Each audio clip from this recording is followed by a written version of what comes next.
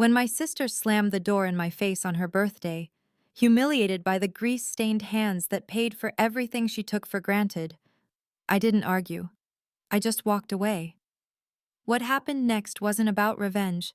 It was about showing her what real life looks like when you can't hide behind someone else's hard work. Stay with me, because this isn't just a story about family. It's about how we find our worth when the people we love no longer see it. My name is Elena Miller, and I'm 37. I own a small HVAC company in Maine, the kind of business most people only think about when the heat stops working in winter. My days are long and my hands are always stained with the smell of oil and dust. It's not glamorous work, but it's real. It's work that keeps people safe when the cold creeps in. 5 years ago, everything in my life shifted in a single night. My parents were killed in a car accident, gone in an instant, leaving me standing alone in our family kitchen, the scent of lilies from the funeral still hanging in the air. My sister Lauren was 15 at the time, more girl than woman with her whole life stretched out ahead of her. She looked at me with those wide, startled eyes, and in that moment, I promised I'd take care of her.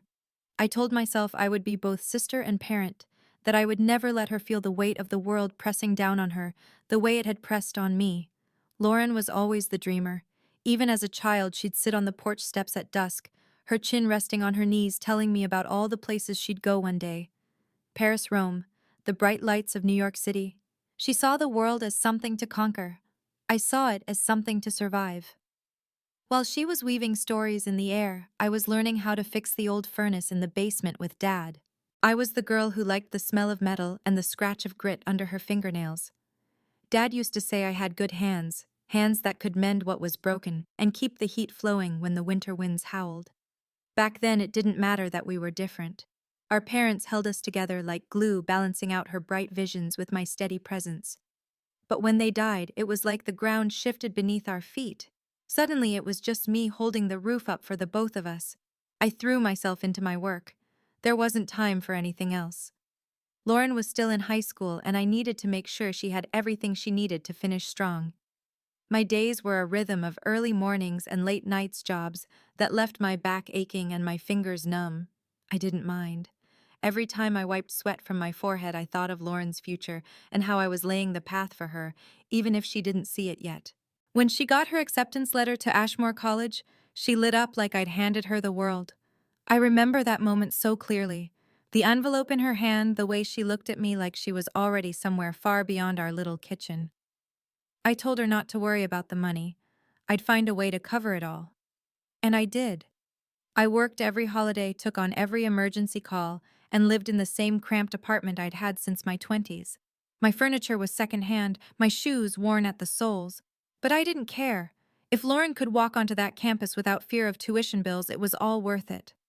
I thought that would be enough. I thought if I gave her everything she needed, she'd always know how much I loved her. But when she came home on breaks, I started to notice the difference in her eyes. The way her smile didn't quite reach the warmth it used to have, the careful way she spoke when she mentioned her new friends. Friends whose parents were doctors, lawyers, people with glossy lives that I could never touch. She never said it outright, but I saw it in the way she hesitated when someone asked about her family. She'd say, "My sister runs her own business," with a practiced casualness that skipped over the sweat and dirt of what that actually meant. She never mentioned that the business was built on pipes and ductwork and nights spent kneeling on cold floors. I tried to tell myself it didn't matter, that it was just a phase, or that I was being too sensitive. But in the quiet moments, I felt the truth settle in my bones. She was embarrassed by me. I saw it in the way she looked at my hands. The calluses that never softened, the faint black smudges of oil I could never fully scrub away. I saw it in the way she avoided talking about money, as though the fact that I was paying for her tuition and rent was a secret she wanted to hide. I didn't hate her for it. How could I? I knew what it was like to want to belong, to want to be seen as more than where you came from. Ashmore was a world away from our small town and the clang of metal in my workshop. But it still hurt. Because every dollar I earned, every hour I worked was for her. I never asked for thanks. All I wanted was for her to see that I was still here, still steady and sure, even when she was chasing something shinier. So I kept going. I woke up early and worked late, patching up broken pipes and coaxing heat from old furnaces. My hands never stopped moving because that was how I showed my love in the labor, in the steadiness, in the unspoken promise that no matter how far she went, she'd always have a home with me. But as the years passed and as I watched Lauren's laughter grow sharper and her eyes grow distant, I began to wonder if love was enough. Because love, I realized, can't live in just one heart. It needs to be seen. It needs to be honored. And I wasn't sure anymore if Lauren saw me at all. When Lauren was younger, she used to tell me everything. I'd be fixing dinner in our tiny kitchen, the air filled with the smell of onions sizzling in the pan, and she'd chatter away about her teachers, her friends, what she wanted to be when she grew up. She asked me about everything: what color she should paint her nails for the school dance, which poem to read for her English class if the jeans she wanted were too expensive. I felt like her anchor in those moments, the safe harbor she came home to after sailing into the world. But as the months at Ashmore turned into years, her calls became less frequent. Instead of the excited rush of words about a new club or a funny story from class, I'd get carefully curated updates. "Things are good," she'd say, her voice light and breezy. "Classes are busy, you know how it is." She would mention the names of her new friends with the kind of reverence I didn't recognize. Cameron's dad was a judge. Lila's mom was a surgeon. Each name was a badge of belonging, a shield she wrapped around herself. She didn't talk much about me. When I asked about her classes, she answered in generalities as if she was reading from a script she didn't want me to see behind. She'd say, "I'm fine, just tired," or "everything's going well," and I'd try to catch the faint note of something real behind those words. But there was nothing. She was pulling away, and I didn't know how to bridge the distance. At first, I tried not to see it. I told myself it was normal that she was busy, that college was supposed to be a whirlwind. But every time she slipped away, a small, silent part of me kept asking, where was the girl who used to curl up beside me on the couch, asking me to read her the stories she'd written in her spiral notebook? Where was the girl who used to beam with pride when she told her friends, "My sister can fix anything"? I still called her every Sunday evening, even if I knew she wouldn't always answer. When she did, she'd tell me about the parties she went to, the wine bars she discovered with her friends, how someone's father had invited them to a networking brunch in the city. Her laughter sounded different in those stories, more polished, more careful, like she was practicing for an audience. If I mentioned my work, she'd change the subject. Once I tried to tell her about a particularly tough job I'd had that week, how I'd spent 12 hours replacing a broken heat pump in a snowstorm, how the family who lived there had hugged me when it was done. I thought she'd smile, maybe even say, "That's amazing, Elena." But instead, she just looked away from the screen, her eyes drifting to something out of frame. "Oh," she said lightly, "that's good. Anyway, I was telling you about the new restaurant Lila's boyfriend took us to." And just like that, the door closed. I didn't push. I didn't tell her how proud I was of that job, how it had made me feel like my work mattered, like I was doing something that kept people warm and safe. I swallowed it down, telling myself that it wasn't important compared to the new world she was building for herself. In my heart, I tried to hold on to the old belief that as long as Lauren was happy, it didn't matter if she didn't want to hear about furnaces and ductwork. My job was to make sure she never had to worry about the heat or the rent or the next semester's tuition. If she could shine in those rooms filled with laughter and champagne, I thought then I'd be content to stand in the shadows holding up the ceiling. But as time went on, I began to feel the cold edge of something I couldn't name. It wasn't anger. I loved her too much for that. It was more like a slow ache, the realization that no matter how many hours I worked or how many bills I paid, I would never be part of the picture she was painting. I was the smudge in the corner, the one she'd rather leave out. I remember one call especially. She was telling me about an internship fair, how she'd met someone whose father owned an art gallery in New York. Her face was lit up in the glow of her laptop screen, and I wanted to be happy for her, I really did. But in that same conversation, when I asked her if she needed anything, she paused just for a moment and said, "No, I'm fine. Everyone else's parents handle everything for them. I don't want to seem different." Different. The word felt heavy in the air between us. I didn't ask what she meant by that. I already knew. So I listened to her talk about the gallery, about the parties and the brunches, and I kept my stories about cracked pipes and emergency calls to myself. I told myself that was love. Letting her build her world the way she wanted it, even if it meant leaving me outside of it. What I didn't see then was that in her mind, my place wasn't just outside the frame, it was something she was trying to paint over entirely. In her new life, there was no room for the woman with oil-stained hands and an apartment that smelled faintly of solder and soap. I didn't realize that to her, I had become a blemish she wanted to scrub clean. But in those days, I didn't let myself see it fully. I clung to the idea that love was enough, that if I just kept working, kept showing up, she'd see that everything I did was for her. I didn't know that sometimes love means stepping back and letting someone see the truth of what they're losing. I didn't know that yet.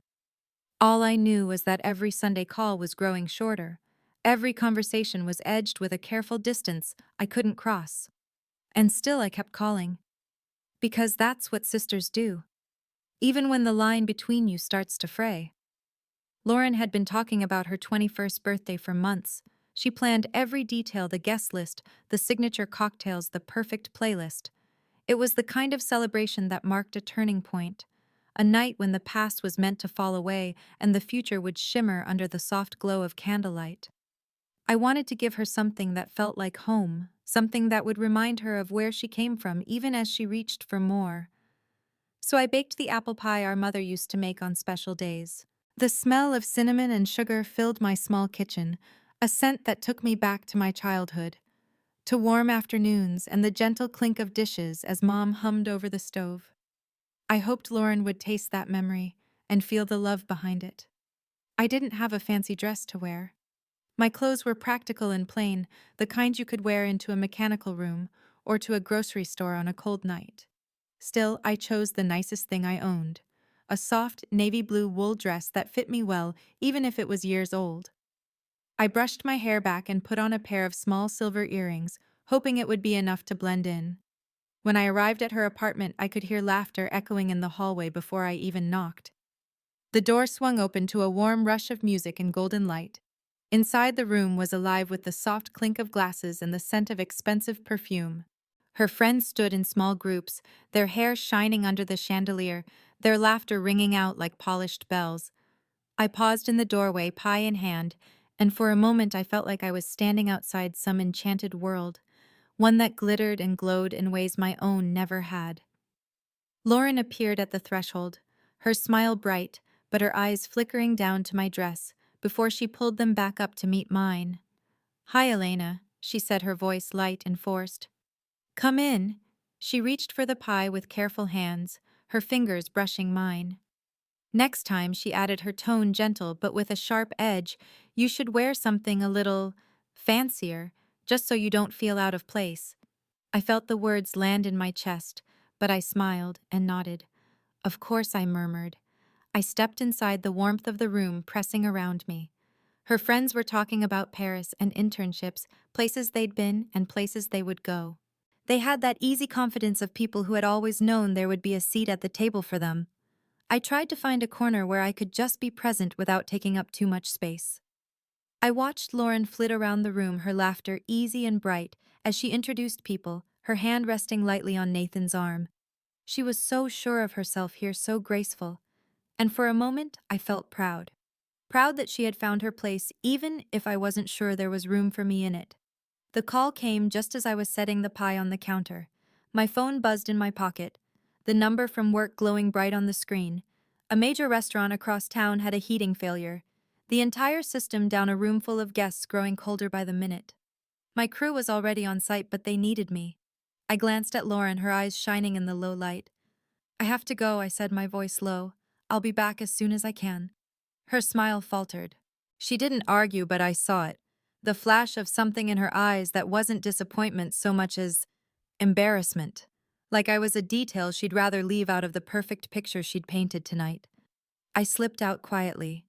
The winter air bit at my cheeks as I drove across town, the roads slick with old snow and the smell of salt and exhaust. At the restaurant, I pulled on my coveralls over the dress, my hair pulled back into a messy knot. My boots left wet prints across the tiled kitchen floor as I knelt beside the broken furnace, my hands working through the grime and the cold. The job took longer than I'd hoped. When it was done, my knuckles were scraped and blackened, and the faint smell of grease clung to my skin no matter how many times I wiped them clean. My hair was damp with sweat, and the collar of my dress was smudged with a long black streak where I'd brushed it with a dirty glove. But I had promised her I'd be back, and so I was. I drove straight from the job to her apartment, too rushed to change out of my work clothes, too tired to feel the chill that clung to my damp sleeves. When I stepped back into the warm light of her apartment, it was like stepping onto another planet. The music had softened, the laughter had grown looser with the late hour, but the polished glow of it all still shone. I saw the way Lauren's eyes widened when she saw me in the doorway, the faint sheen of oil still on my cheek, the scent of diesel and cold air that clung to me. "Chi, you didn't change," she asked in a low voice, switching from English to the word she used only when she was flustered. Her voice trembled, a mix of disbelief and something else I didn't want to name. "I came straight here," I said simply. "I wanted to make sure I didn't miss the rest of your night." She didn't meet my eyes. She glanced over her shoulder as if to see if anyone else had noticed me.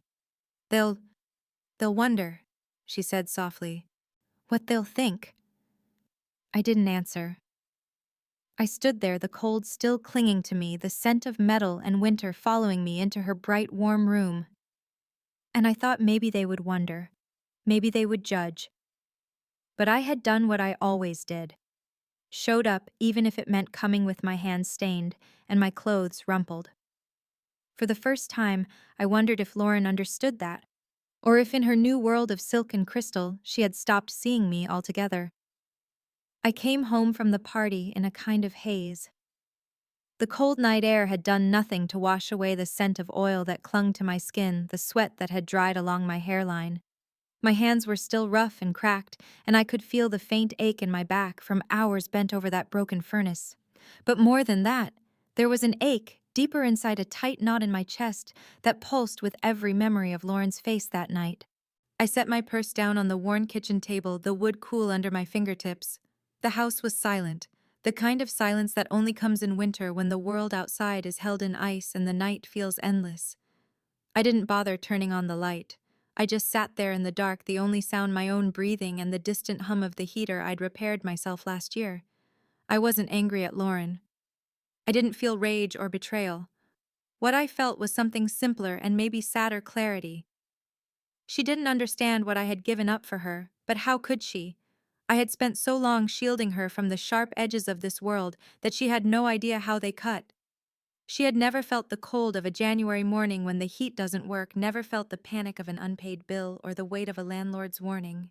She had never seen the way sweat stings your eyes when you're crawling under a house in the middle of winter, or how your hands ache from turning a wrench in the dark. She didn't know any of that because I had never let her. I thought I was doing the right thing. I thought if I took on all the burden she could be free. But sitting there in the quiet of my kitchen, I realized that all I had done was build her a cage of comfort, a cage that kept her soft and separate. She didn't see me as her sister, the one who held her up. She saw me as the stain on her perfect world, the part she wanted to keep hidden in the shadows. I leaned back in my chair, staring up at the cracked plaster of the ceiling. My mother's words came back to me then, soft and certain, as if she were sitting across from me in the dark. Love doesn't mean making someone weaker. Real love makes them strong. She used to say that when Lauren and I fought as kids, when she saw me stepping in to fix every mistake my little sister made. I never understood it then, but I did now. I stood up and walked to the small shelf where I kept the papers that mattered most. Insurance policies, tax forms, and one thin folder that held the information for Lauren's college fund. I pulled it down and sat back at the table, the weight of it in my hands, a reminder of every early morning I'd worked, every job I'd taken that left me too tired to speak at the end of the day. Every dollar in that account was a piece of me, scraped together from sweat and long hours, from the quiet refusal to let our parents' deaths take everything from us. I opened my laptop, the glow of the screen harsh in the darkness. My fingers hovered over the keys for a moment. My breath felt steady, my resolve clear. This wasn't an act of anger. It wasn't punishment. It was a choice. To stop shielding her, to stop pretending that love meant giving until there was nothing left of me. I logged into the tuition account, my password, a string of numbers that only I knew. The anniversary of our parents' wedding day, the date that once meant family and laughter and warm kitchens. The balance stared back at me, the sum of everything I had worked for. My heart ached as I thought of Lauren's face, of how she would feel when she realized what I had done, but I knew it was the right thing. She needed to stand on her own 2 feet, to learn that comfort isn't owed, it's earned. I drafted the email to the bursar's office, slowly choosing each word with care. Effective immediately, I will no longer be responsible for Lauren Miller's tuition and living expenses. Please direct all future communications to her directly. Simple, final, no explanations, no blame, just the truth. I read it over once, then twice. My hand trembled just slightly as I clicked send, the quiet chime of the confirmation ringing out in the silence of my kitchen. I closed my laptop and set it aside, folding my hands in my lap. The weight that settled over me then wasn't guilt. It wasn't regret. It was something closer to relief. For years I had carried both of us. Her dreams, her comfort, her freedom. Now for the first time I was setting it down. I wasn't abandoning her. I wasn't cutting her off out of spite. I was giving her the chance to learn what it meant to stand in the world on her own terms, with her own strength. I leaned back in my chair and closed my eyes, breathing in the quiet. The smell of oil still clung to me, a reminder of the work I did and the life I had built. It wasn't pretty or polished, but it was real, and it was mine. I hoped that one day Lauren would understand, that one day she would see that love isn't endless giving. It's teaching someone how to be whole without you. In that cold kitchen, under the soft hum of the heater I'd kept alive all these years, I felt the first flicker of peace. The call came the next morning. I was in the workshop cleaning out the back of my van and trying to ignore the sting of tired muscles. My phone buzzed in my pocket, and for a moment I thought about letting it go to voicemail. But I knew it would be her, and I knew I needed to hear her voice. When I answered, Lauren didn't waste any time. Her voice was raw, thick with panic. "Elena," she said, her words tumbling out so quickly they tangled together. "How could you do this? How could you just cut me off like that? I'm going to be kicked out. Don't you understand? I can't pay for school on my own." I closed my eyes, leaning back against the cold metal of the van. I could picture her, pacing back and forth in her dorm room, her hair a tangled mess from the night before, her face red and blotchy from tears.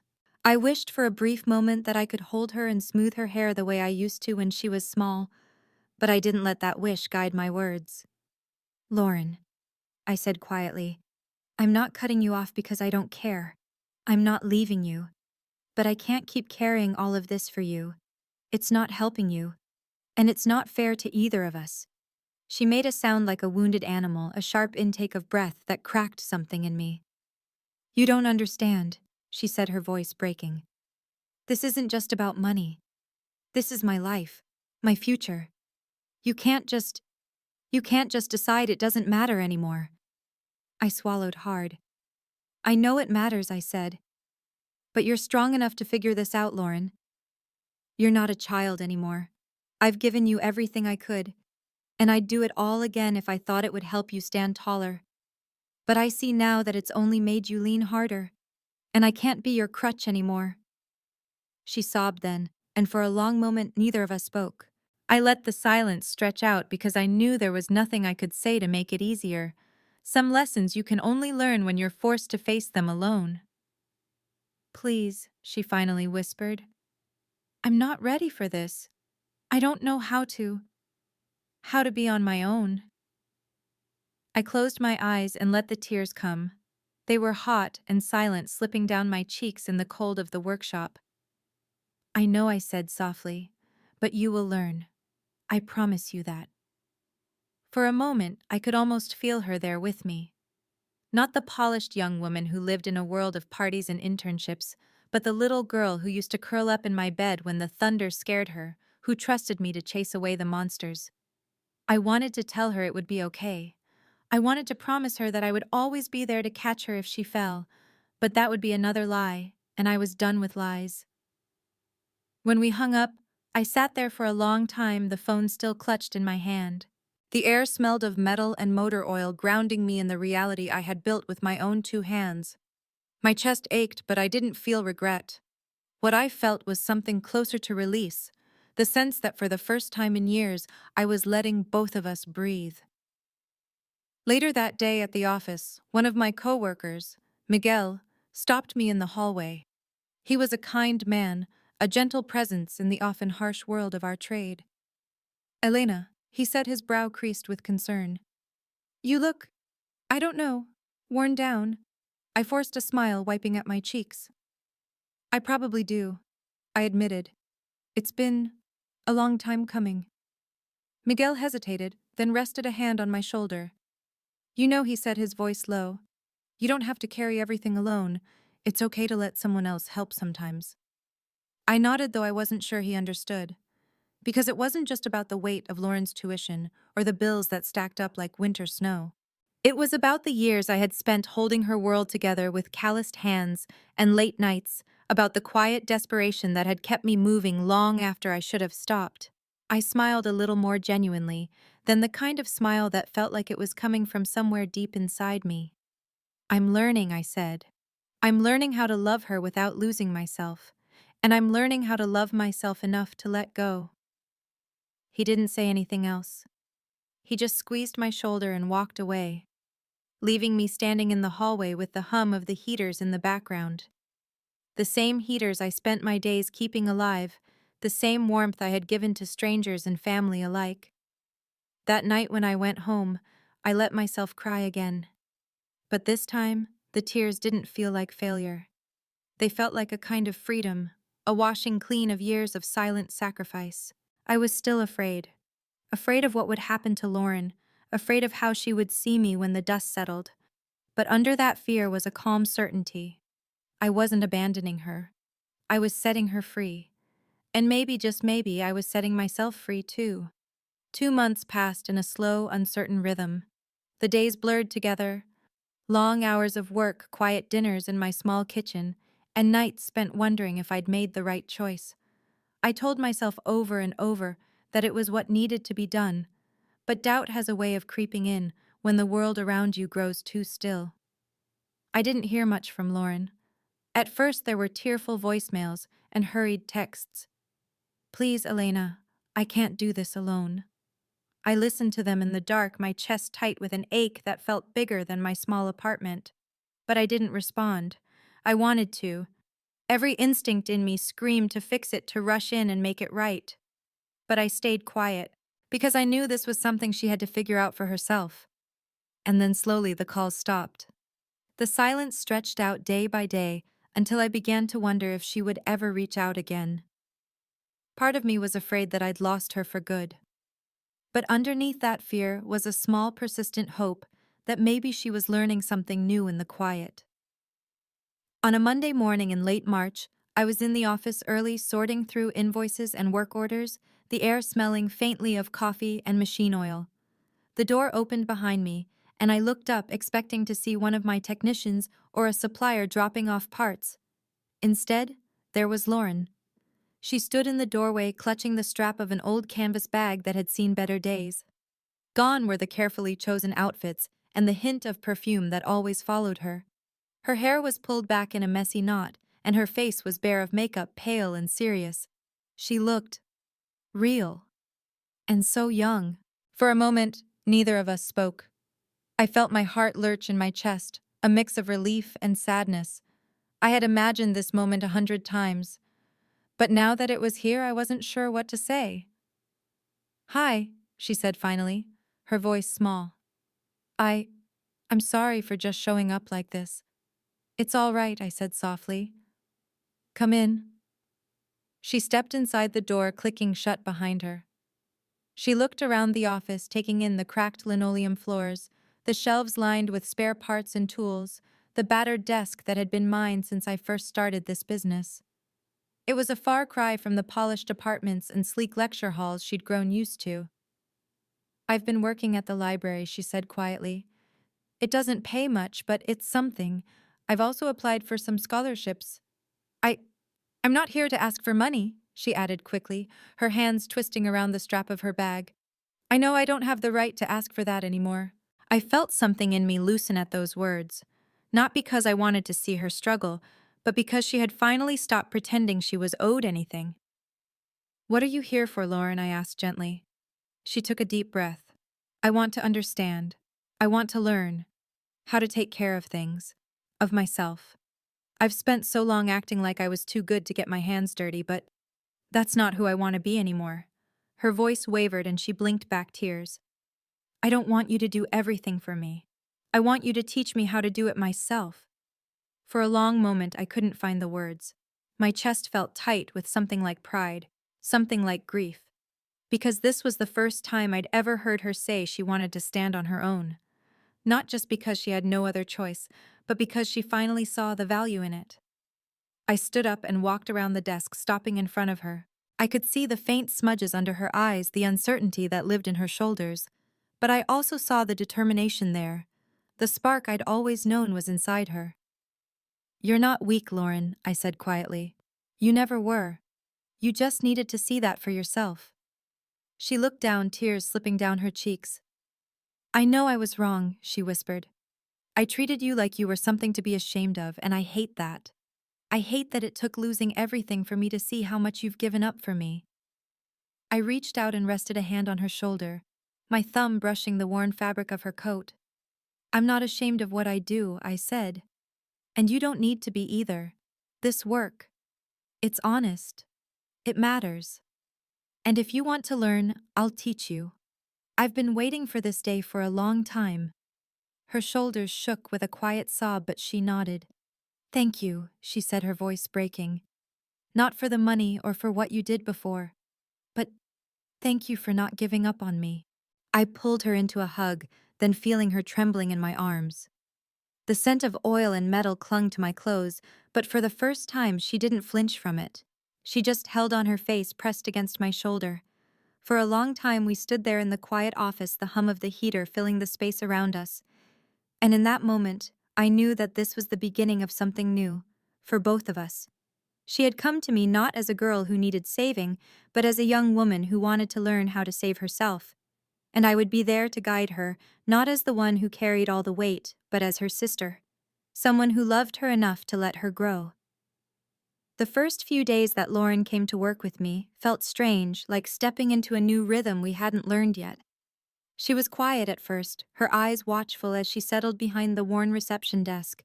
I could tell she was nervous, but there was a steady determination there too. A flicker of something that told me she was ready to earn her place. I showed her how to answer the phones, how to speak to customers, in that calm, reassuring tone that had become second nature to me over the years. She took notes in a small notebook she carried everywhere, her brow furrowed in concentration. I watched her hands fumble at first, then grow more confident as the days went by. Each time she picked up the phone, I could see the small, proud smile that flickered at the edge of her mouth. She was learning. Not just the words, but the way to hold herself, the quiet strength in treating every call as if it mattered. Because it did. Every appointment meant a family that would be warm that night, a child who wouldn't shiver through another snowstorm, an elderly couple who could breathe easy in the comfort of their home. And slowly I could see her start to understand that. There was something humbling in watching her find her footing here in the world I had built from the ground up. Gone were the polished edges of the girl who had once turned away from the grime of my work. In their place was a young woman who wasn't afraid to get her hands dirty. Even if for now it was only paperwork she was sorting through, she asked questions about the business, about the repairs, about how I had learned to keep going even when the work was hard and the days were long. Sometimes I'd catch her watching me when I came in from the field, my boots scuffed and my knuckles raw, and there was no trace of that old embarrassment in her eyes. Just curiosity, just respect. I was learning too. Having her here forced me to slow down, to let her find her own way instead of always stepping in to smooth the path. And for the first time in years, I let myself say no when someone asked for more than I had to give. I stopped taking on every emergency call that came my way, stopped working weekends just because I was afraid to let someone down. Not because I didn't care, but because I was starting to see that my worth wasn't measured by how much I could carry for other people. Lauren noticed that too. One afternoon, she watched me turn down a last-minute job that would have meant missing dinner with her and our oldest friend, Carmen. "You always said yes," before she said softly as we locked up the office. "What changed?" I smiled at her, feeling the warmth of the setting sun on my face. "I realized that I'm allowed to have limits," I said. "That saying no doesn't make me less. It just makes me human." She nodded, and in that small gesture I saw how far she had come, how far we both had. It wasn't always easy. There were days when she looked tired, her eyes shadowed with the weight of what she was learning. Days when she stumbled, when she forgot to confirm an appointment, or misplaced an invoice. But each time she owned it. She didn't make excuses, didn't hide behind that bright, brittle smile she used to wear. She just took a breath, squared her shoulders, and tried again. One day, after a long morning of juggling calls and emails, she looked up at me from her desk. Her eyes were bright, but there was no trace of that old fear in them. Chi, she said. That word she hadn't used in years, soft and warm in the air between us. I used to think that only the polished things mattered, that the people with perfect lives and clean hands were the only ones worth looking up to. She paused, her fingers twisting in her lap. But I was wrong. I leaned against the doorframe watching her. I didn't speak, didn't rush her. I let her find the words. I see it now. She said, her voice steady. The work you do. The way you keep showing up no matter how hard it gets, no matter how messy it is. That's what matters. That's what I want to be like. She swallowed, her cheeks flushing with quiet emotion. You're not just my sister. You're the bravest person I know. For a moment, all the noise of the shop seemed to fade away. I felt her words settle over me, like a balm washing away years of doubt and shame. My eyes burned and I blinked hard, willing back the tears. I'm proud of you, I said softly. Not because you're working here, but because you're willing to learn, willing to see the truth in what we do. She smiled then. Not the careful, practiced smile of before, but something genuine and bright. I'm proud of you too, she said, of everything you've built, of how you never let anyone make you feel small. It wasn't a grand gesture. There were no fireworks or sweeping music in that moment. Just the two of us standing in the quiet of the office, surrounded by the smell of oil and old wood. But it was enough.